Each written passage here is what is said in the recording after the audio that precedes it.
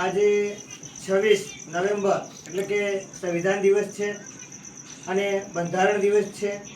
આજે જે ભારત દેશ આપણો ચાલી રહ્યો છે એ બંધારણના આધાર ઉપર ચાલી રહ્યો છે અને બંધારણના ઘડવૈયા બાબા સાહેબ આંબેડકર જેમણે બંધારણ લખવામાં 2 વર્ષ 11 મહિના અને 18 દિવસ લાગ્યા હતા અને બંધારણને જ્યારે એમણે 26 નવેમ્બર 1949ના દિવસે એમણે ખુલ્લું મૂક્યું હતું અને જ્યારે એ બંધારણ અમલ આવતા 26 નવેમ્બર 1950ના દિવસે અમલમાં આવ્યું હતું અને જ્યારે આ બંધારણ થકી આપણે જે અધિકારો ભોગવી રહ્યા છીએ, બંધારણ થકી આપણે જે આ સારું જીવન જીવી રહ્યા છીએ, જ્યારે પહેલા સમયની અંદર બંધારણ નહોતું એ સમયે આપણી પરિસ્થિતિ શું હતી એ બધાને ખબર હશે। આપણે કેવું જીવન જીવતા હતા એ પણ આપણે બધાને ખ્યાલ હશે।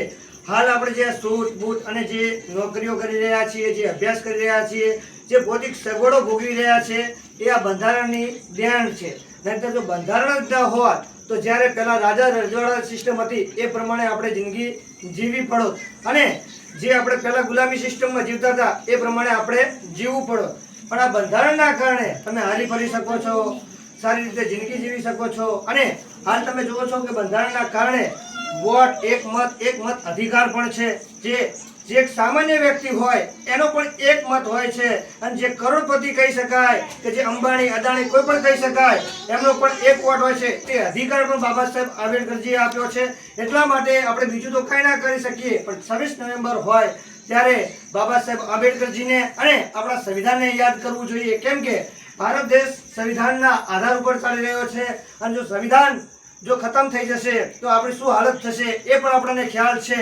એટલે જે આપણે કહી શકાય કે બંધારણના આધારે જે આપણે જીવન ગુજરાન ચાલી રહ્યું છે અને અત્યારે તમે જોઈ શકો છો કે આપણે આ જાતિ આધારિત વ્યવસ્થા પણ તમે જુઓ છો એની અંદર પણ બંધારણની અંદર મહિલાઓને એક મુક્તિદાતા તરીકે જે બંધારણની અંદર જે આધાર ઉપર એમણે જે નિયમો બનાવ્યા છે, જે બંધારણ ઘડ્યું છે, આમાં વધારેમાં વધારે મહિલાઓ ઉપર એમણે વધારે ભાર મૂક્યું છે કે જો મહિલા જાગૃત થશે, મહિલા જે અધિકાર ભોગવશે અને મહિલાઓ માટે વધારે કાયદા બનાવ્યા છે તમે જુઓ છો અને મહિલાઓ માટે તો મુક્તિદાતા કહેવાય છે। કેમ કે એમણે જો તમે હાલ જુઓ છો કે મહિલા ધારે તો વડાપ્રધાન બની શકે છે, મહિલા ધારે તો પોલીસ બની શકે છે। પહેલાં તમે જોતા હતા કે મહિલાને અધિકાર નહોતા ત્યારે મહિલા કોઈ પણ પ્રકારની નોકરી ના કરી શકતી, કોઈ પણ પ્રકારની કોઈ જોબ ના કરી શકતી કે બહાર જઈ ના શકતી, ફક્ત દિવાલો વચ્ચે જ એમની જીવન હતી। એટલા માટે કહીએ છીએ કે બાબા સાહેબે સંઘર્ષ કર્યો, મહેનત કરી અને 2 વર્ષ 11 મહિના અને 18 દિવસ સખત મહેનત થકી બંધારણ લખ્યું છે। વિશ્વનું મોટામાં મોટું બંધારણ